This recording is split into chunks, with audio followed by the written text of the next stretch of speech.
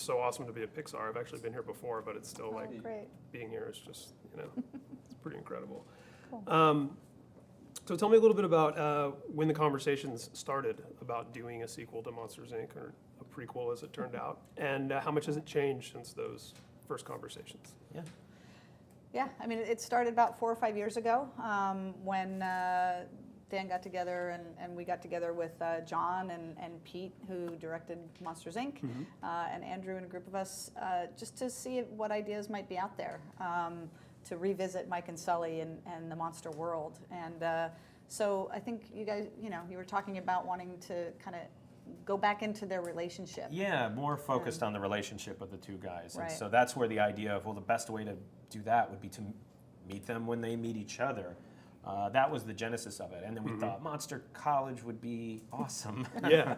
And from there, we then even went in further to the idea, and we could tell this really great sort of sweet original story about Mike, about a character who doesn't get everything he wants. I love that it's from his point of view this time. It's Yeah, fun, and it was sort of a way to use a prequel to our advantage. We do know how the story ends, and we don't want it to end that way.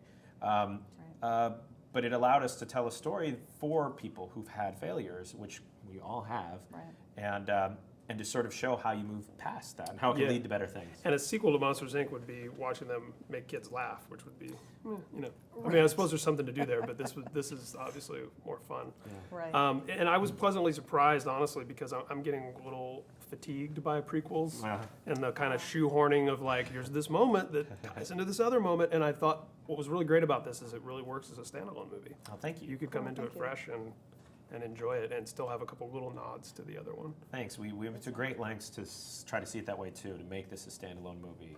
Great. So that's great. I loved Revenge of the Nerds as a kid, and there were definitely, I think, some hollerbacks to that in this film. And then I was thinking about it even as I was walking in here today, that John Goodman was in Revenge of the Nerds. Yeah. Right. Were there some sort of template movies like that, college movies that came up as you None were going? specifically. We did watch a lot of college movies. It is weird. All of them are in the 80s for some reason. It was just like the golden era of college movies. So even though we say that the monster universe is sort of timeless, we still were like... It's like 700 years old or whatever. Yeah, Exactly. We've done a little touch of 80s in there, just to pay our homage and tip our hat. Absolutely. Yeah. So the first movie to me is kind of from Sully's point of view. Yeah. This one's from Mike's point of view. So the third one, whose point of view is that one going to be?